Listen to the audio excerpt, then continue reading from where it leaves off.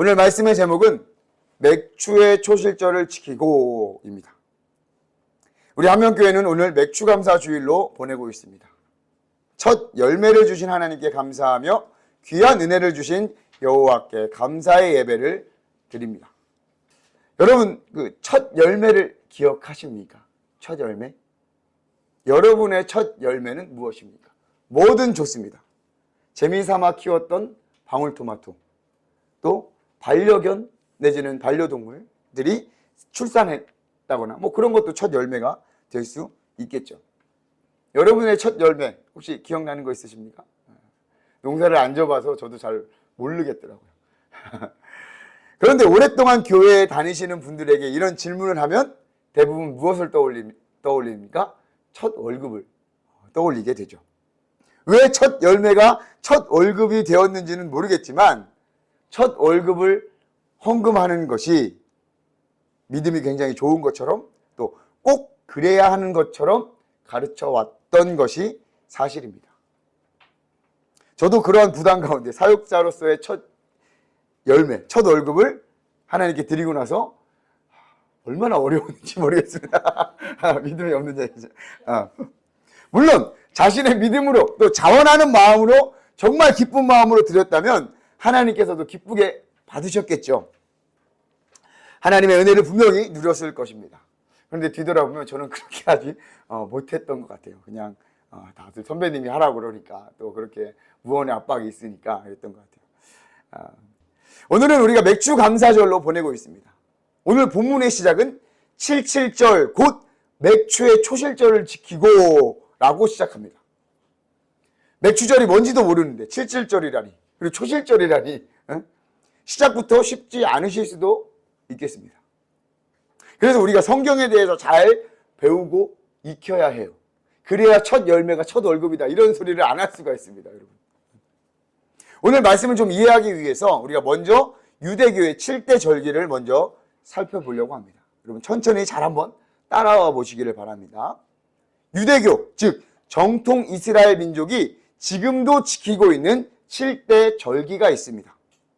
유월절, 무교절, 초실절, 오순절, 나팔절, 속죄일, 대속죄일이라고도 합니다. 대속죄일, 초막절 이렇게 7개입니다. 우리가 현재 사용하고 있는 양력, 태양력이 아니라 유대교의 달력에 따라서 기념하는 절기이기 때문에 정확한 날짜를 특정할 수는 없습니다. 그런데 또 참 이 유대인들이 좀 피곤하게 사는 것 같긴 한데 유대인들은 달력이 두 종류예요. 종교력이 있고요. 그냥 일반 민간력이라는 게 있습니다. 이거는 그냥 똑같은 달력이긴 한데 1월을 어디에 두느냐. 한 해의 첫 시작 1월을 어디에 두느냐에 따라서 종교력과 민간력으로 구별이 돼요. 이건 약 6개월 정도 차이가 나요. 그러니까 쉽게 말씀드리면 1월 달을 해의 첫 해로 보느냐. 그것은 이제 종교력. 6월절부터 시작되는 그 종교력이고요. 또 7월을 새해의 첫 달로 생각하는 것. 나팔절이라고 그러는데 그때를 해의 첫날로 보면 그것이 민간력이 되는 것입니다. 자, 여러분 부활절이 매년 바뀌고 있어요. 그런 것으로 생각하시면 6월절 또 유대력, 종교력에 대해서 좀 이해하실 수 있으실 것입니다. 자, 유대교의 절기는 출애굽 사건에서부터 시작을 합니다. 왜냐하면 여호와 하나님께서는 이스라엘 민족에게 출애굽을 준비시키면서 6월절이라는 것을 먼저 지정하셨어요. 만드셨어요. 6월절이라는 걸 만드시고 그리고 그 달을 해의 첫 달이 되게 하셨습니다. 그러니까 새로운 달력을 주신 거예요. 유대인들은 이것을 종교력으로 부른다고 합니다. 6월절을 우리가 쓰는 달력으로 따지면 3월에서 4월 사이, 그 사이가 이제 6월절 시작입니다. 부활절하고도 연결되어 있죠. 예수님께서 예루살렘에 입성할 때 무엇을 위해 예루살렘에 들어가셨는지 여러분 기억하십니까? 바로 6월절을 지키기 위해서 예루살렘으로 들어갔죠. 6월절 어린 양 되신 예수 그리스도. 그래서 우리가 그렇게 부르기도 하고요. 그 6월절에 출애굽을 위해 여호와 하나님께서 어떻게 명령하셨습니까? 양의 피를 문인방과 설주에 바르라고 명령하셨습니다. 그래서 죽음의 사자가 그 피를 보고 넘어간다 해서 그래서 6월절인데 그 6월절, 그게 새해 첫 달의 14일이에요. 그러니까 쉽게 말해서 1월 14일이 바로 6월절이 되는 거죠. 그리고 그 6월절 다음 날부터 7일 동안은 무교전병, 즉 누룩이 들어가지 않은 빵을 먹는 날이 바로 무교절입니다. 출애굽기 12장에서 6월절을 지정하면서 여호와의 명령이 그러했어요. 그러니까 6월절과 무교절은 붙어 있는 거예요. 이해가 되시죠? 6월절이 딱 하루고 그 다음에 7날이 무교절, 무교절기입니다. 예수님께서 바리새인들의 누룩을 주의하라 라고 말씀하시고 또 사도 바울은 적은 누룩이 온 덩이에 퍼진다고 말한 것을 보면 이 누룩이라는 것은 외식하는 모습들이나 죄의 비유임을 우리는 신약 성경을 통해서 알 수가 있어요. 어쨌든 이 구약 성경에서 이 누룩을 넣지 않는 빵, 이런 것은 좀 거룩의 의미를 담고 있습니다. 그 다음 나오는 것이 초실절이에요. 이 재미있는 것은 6월절과 무교절 그리고 이 초실절도 연결되어 있어요. 같이 연결되어 있어요. 초실절의 정확한 날은 무교절 중에서 안식일이 있다면 그 안식일 다음 날이 초실절이에요. 자, 이제부터 좀 헷갈리기 시작하죠. 좀 이제 어렵습니다. 자, 유대 종교력으로 1월 14일이 6월절이고요. 그 다음 날 1월 15일부터 21일까지가 무교절이에요. 7일 정도니까. 그리고 1월 14일, 즉 6월절이 무슨 요일인지는 뭐 매번 바뀌겠지만 6월절과 무교절 사이에는 8일 정도가 되니까 안식일이 분명히 끼워 있을 거란 말이에요. 그죠? 그 안식일 바로 다음 날이 초실절이 되는 거예요. 이해가 되시죠? 자, 그날이 대부분 보리의 첫 수확하는 시기라고 합니다. 그 유대 이스라엘 그쪽에. 그래서 보리의 첫 단을 여호와께 드리며 첫 수확을 감사하고 더 풍성하게 거둘 것을 기대하며 첫 것은 하나님의 것이다 라는 고백으로 제사하는 것이 바로 초실절 절기입니다. 자, 그 다음은 뭐예요? 오순절이에요. 오순절. 오순절은 초실절부터 시작해서 50일이 지난 날을 기념하는 절기예요. 50일. 신명기 16장 9절 10절에서는 이렇게 기록되어 있습니다. 초실절 다음에 7주를 셀지니 곡식의 나흘되는 첫날부터 7주를 세어 내 하나님 여호와 앞에 77절을 지키되. 7주는 49일이죠. 77에 49. 그 다음 날이 50일 되는 날입니다. 그래서 우리는 77절과 오순절을 같은 절기로 우리는 생각하시면 돼요. 그날이 그날입니다. 붙어있는 날. 그리고 또한 이 맥추절 또한 77절과 오순절과 같은 날로 여기고 있어요. 오늘 말씀에 이렇게 시작해요. 77절 곧 맥추의 초실절을 지키로. 그래서 많은 우리나라의 그 신학 사전을 보면 맥추절 이꼬로 77절 이꼬로 오순절, 요게 다 같은 절기로 보고 있습니다. 이렇게 4개의 절기는 봄철에 여호와께 드리는 절기예요. 설명이 조금 길지만 잘 따라와 보세요. 자, 나팔절. 나팔절은 나팔을 불면서 새해 첫날을 기념하는 절기입니다. 제가 아까 유대인들은 2개의 달력이 있다고 했잖아요. 그래서 6월절 있는 달을 해의 시작, 첫 달로 여기는 종교력이 있고요. 종교력의 7번째 달, 즉 7월에 해당하는 달을 해의 시작으로 여기는 것이 바로 민간력인데, 이 민간력의 첫날 7월 1일이 바로 나팔절이에요. 그러니까 7월 1일이 종교력으로 보면 7월 1일, 그리고 민간력으로 보면 1월 1일 나팔절. 이 둘의 차이는 사실 농업을 기준으로 하느냐 종교적 절기를 기준으로 하느냐에서 좀 달라지게 된 겁니다. 그래서 그날은 많은 유대인들이 창세기 1장 1절부터 읽으면서 첫 시작을 준비하고 또 의미하고 기념한다고 그래요. 그렇게 새해의 첫날 나팔절 1일로부터 10일째 되는 날, 즉 7월 10일이죠. 그날이 바로 대속죄일이에요. 대속죄일. 이름부터 굉장히 어마어마한 것 같죠? 맞습니다. 어마어마한 날입니다. 1년에 한 번 대제사장이 지성소에 들어가서 이스라엘 민족, 모든 민족의 죄를 용서받는 날이 바로 대속죄일이에요. 굉장히 중요한 날이라고 할 수 있죠. 그리고 마지막 초막절. 이날은 수장절이라고 합니다. 추수한 모든 곡식과 열매들을 저장하면서 하나님께 감사하고 이스라엘 민족들이 광야에서 초막, 텐트를 치면서 지낸 것을 기념하고 기억하는 절기예요. 이것이 현대로 넘어오면서 추수감사절과 연결이 되는 절기입니다. 자, 우리가 살펴본 7개의 절기가 유대인들이 지금도 하여튼 목숨 걸고 지키는 그 7대 절기예요. 수고 많으셨습니다. 이 절기들은 하나님께서 모세를 통해서 명령하시기를 약속한 땅에 들어가서 지켜야 할 절기들이에요. 광야에서는 지킬 수가 없었어요. 왜 그랬을까요? 광야에서 농사를 지을 수가 없으니까. 그죠? 이스라엘 민족을 하나님의 능력의 손으로 애굽 땅에서 구원하여 약속의 땅을 그들에게 주고 그 땅에 정착하게 하셔서 농사를 지으며 살 수 있게 하신 하나님을 기억하고 기념하기 위해서 명령하신 절기들이란 말이에요. 따라서 절기를 기념하고 지키는 것은 제사와 어떤 그런 행위를 넘어서 여호와 하나님을 기억하고 우리가 하나님의 백성임을 다시 한번 확인하는 도구가 되는 것입니다. 그런데 이스라엘 민족들은 약속의 땅에 들어가서 이 절기들을 잘 지켰을까요? 안 지켰을까요? 잘 지키지 못했습니다. 지킨 적이 별로 없어요. 참 안타까운 사실이죠.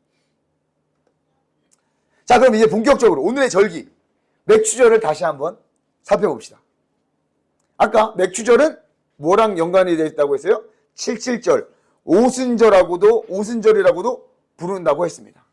제가 여러분들에게 추천한 라이프 성경 사전을 비롯한 대부분의 성경 사전에는 그렇게 설명하고 있습니다. 그런데 우리 한국교회는 대부분 7월 첫 주를 맥추감사주일로 보내고 있어요. 절기상 따져보면은 6월절, 무교절, 초실절이 한 묶음으로 붙어 있다고 제가 말씀을 드렸죠. 초실절 다음 50일 이후가 오순절, 77절, 맥추절이라고 말씀을 드렸어요. 그렇게 계산할 수 있죠. 그렇게 따지면 올해는 6월절 지나고 나서 계산을 하면 5월 19일쯤이 바로 77절과 오순절이었어요. 그러니까 그날이 맥추절인 거예요. 따지고 보면. 뭐죠 이거? 뭐가 맞아요? 뭐가 맞아요?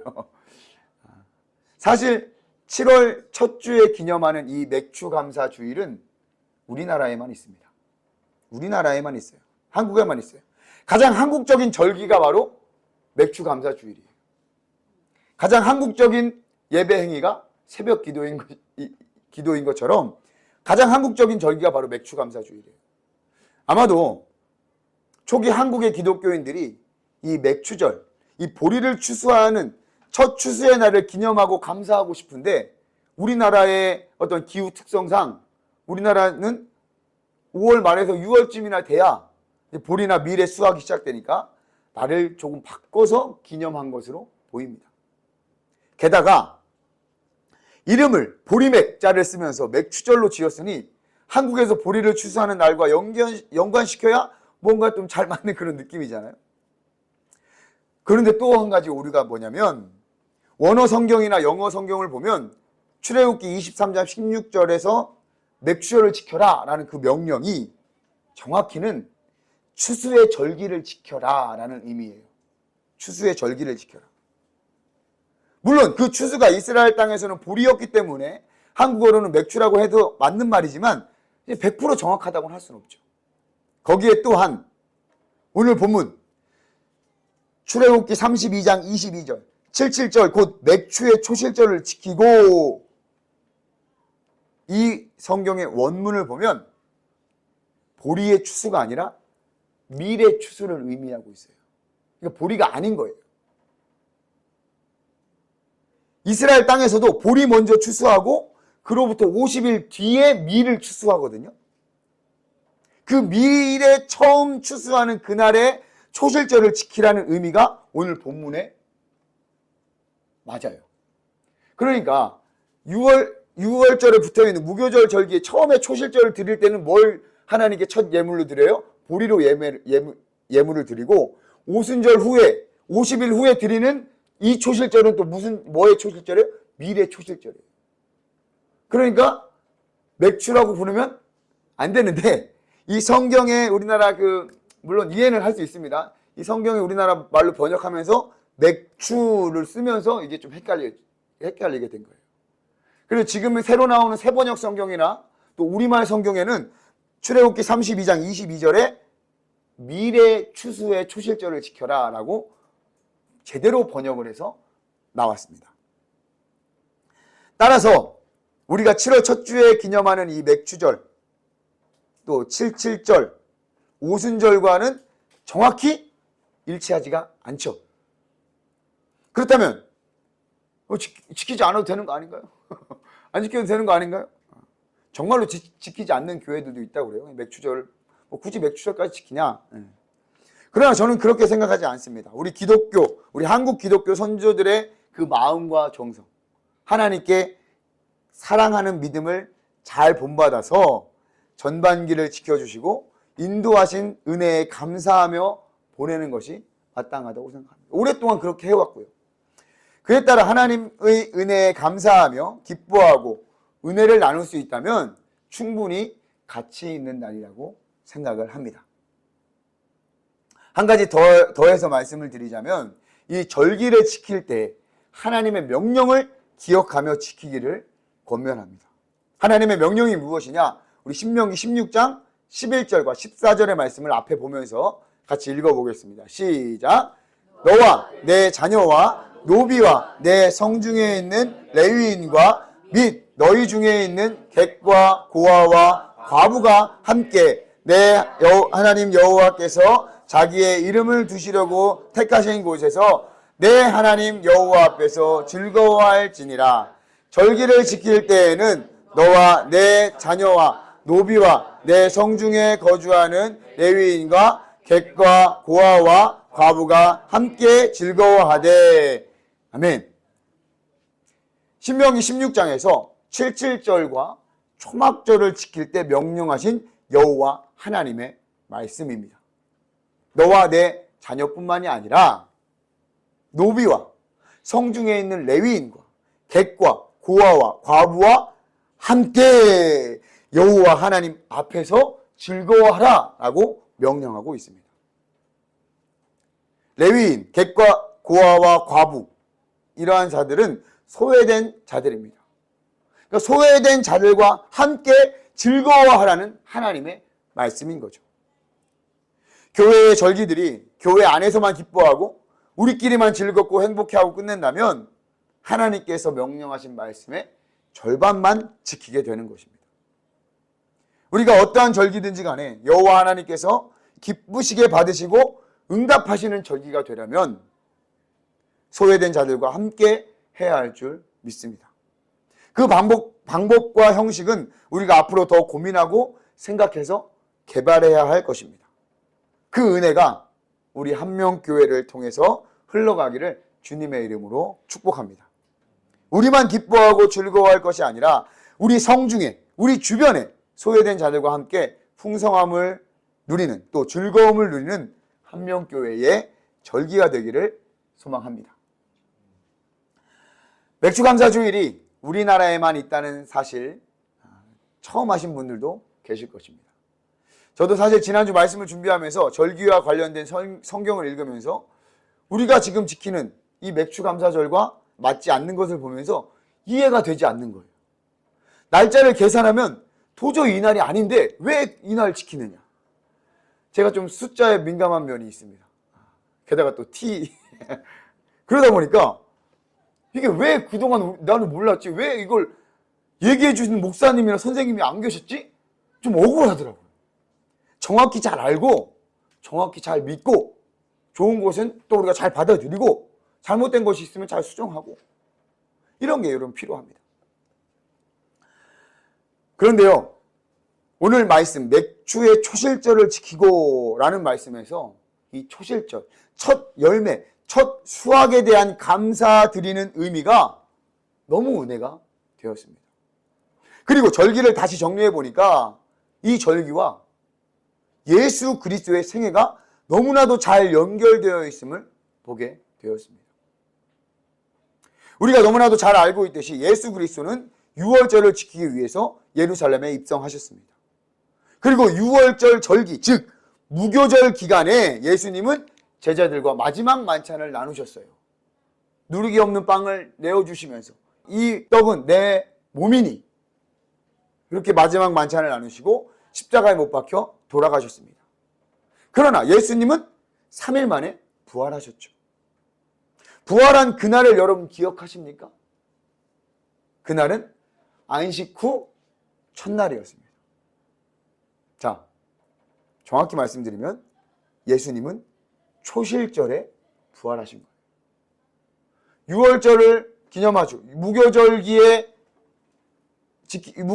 지키시면서 무교절기의 안식 후 첫날이 초실절이라고 제가 초반에 말씀드렸어요. 안식 후 첫날에 예수 그리스도께서 부활하셨어요. 고린도전서 15장 20절 말씀입니다. 우리 같이 한번 앞에를 보면서 읽겠습니다. 시작.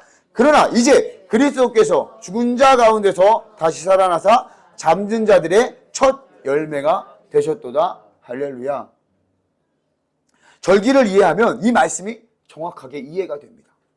왜 예수님께서 첫 열매라고 하는지 말이죠. 예수님께서 사역하시면서 죽은 자들을 살리기도 했습니다. 그러나 그 부활과 예수 그리스도의 부활은 다르죠.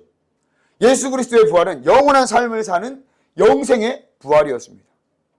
우리의 죗값을 모두 담당하고 새 생명, 새 삶을 주시는 생명의 부활입니다.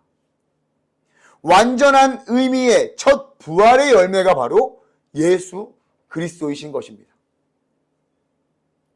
예수님께서 부활하시고 어떻게 하셨습니까? 제자들과 함께 계시다가 하늘로 올리셨죠. 예수님께서 기쁘게 받으시는 초실절의 첫 열매로 여호와께서 받으신 거예요. 하나님께서는 예수 그리스도를 이 초실절의 예물로 기쁘게 받으신 것이죠. 예수 그리스도의 생애가 하나님께서 이스라엘 백성에게 명령하신 절기와 기가 막히게 연결되어 있습니다. 부활의 첫 열매 예수 그리스도를 통해서 우리에게 새 삶이 열렸습니다. 예수 그리스도의 부활이 없었다면 우리의 믿음이 헛것이며 아직도 우리가 죄 가운데 있었을 것입니다. 하지만 예수 그리스도의 부활로 우리의 믿음이 확신되며 더 이상 죄 가운데 머무는 것이 아니라 영원한 생명, 새로운 삶을 살아갈 수 있게 되는 것입니다. 할렐루야. 게다가 첫 열매라는 의미가 참 좋습니다. 첫 열매인 것은 두 번째, 세 번째 계속 나올 것이라는 약속입니다. 첫 번째가 있어야 두 번째가 되는 것 아니겠습니까? 초실절 첫 단을 여호와께 드리는 것은 첫 것을 드리는 것인 동시에 더욱 풍성하게 주실, 계속해서 주실 것에 대한 기대와 소망이 있는 것입니다. 이와 같습니다. 예수 그리스도께서 부활의 첫 열매인 것은 우리에게도 부활의 소망이 있음을 의미합니다. 마지막 때 예수 그리스도께서 다시 오실 때 우리를 부르시고 완전한 새로운 영과 새 몸으로 부활하심을 믿으시기 바랍니다. 우리는 그 부활의 소망이 있습니다. 그리고 그 부활을, 예수 그리스도의 부활을 전하는 삶을 살아가는 존재들입니다. 우리를 통해서 부활의 소망이 전해지죠. 확실히 전할 수 있어야 합니다. 왜요? 예수 그리스도께서 다시 사심으로 우리가 전하는 이 부활의 소망이 헛된 것이 아님을 확실히 증거하셨기 때문입니다.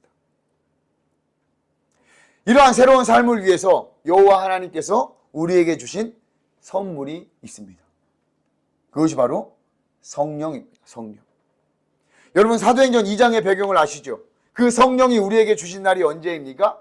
2장 1절에 정확히 기록되어 있죠. 오순절 날이 이미 이르매.